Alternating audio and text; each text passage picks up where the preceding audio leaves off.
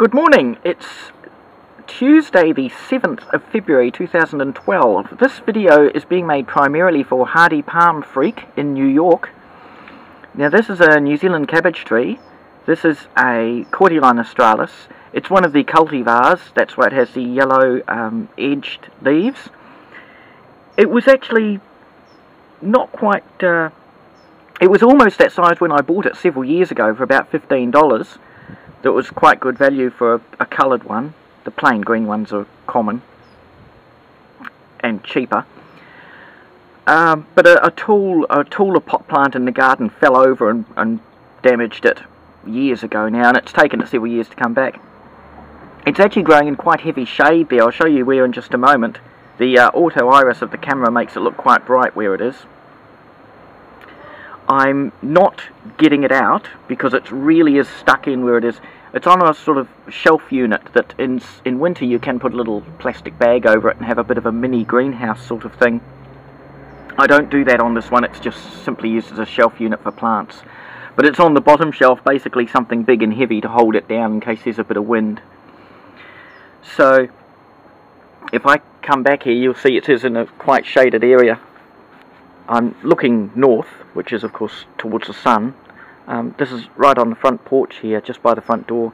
That conifer looking thing there, that's one of the Arizona cypresses. Not sure of the exact.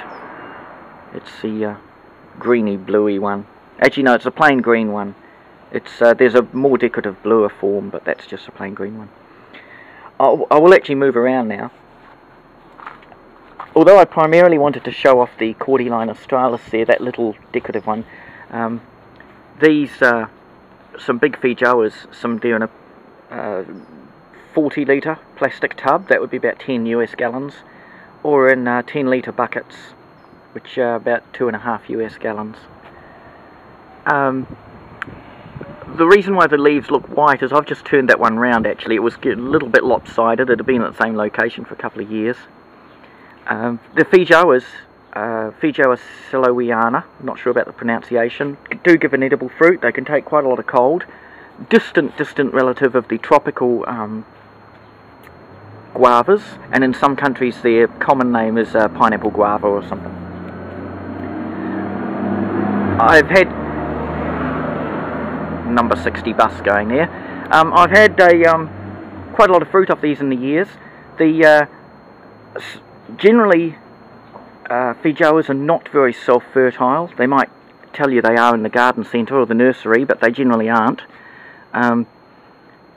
Nice two-coloured leaf. I'm not sure if they'll show up here. I'll hold the camera back a little bit. You have the sort of silver or white underside, and generally a light green with the newer growths and a dark green with the older growth on the top side. Some cultivars, the one called Unique, is truly self-fertile, and if you have one Unique, you'll get loads of fruit off it. And if you've got any others, several of these others are seedlings I bought cheaper, and I also got cheap on special some Apollo, I believe they are. Have a quick look. Yes, Apollo. So Apollo is a one of those nasty PVR, plant copyright ones, which means some fat lawyer sits on his leather chair in America and laughs all the way to the bank, because every time one of them is grown, he gets a commission. Needless to say, I don't support PVR, plant copyright. I think plants belong to everyone on the planet, and no one should have a copyright and own them. Just like in the old days, Europeans used to go and just take Negro slaves from Africa, and they owned them. And nowadays the world says, well, we don't accept that you can own a human being. You can't have a document that says you own a human being, and we don't accept slavery anymore.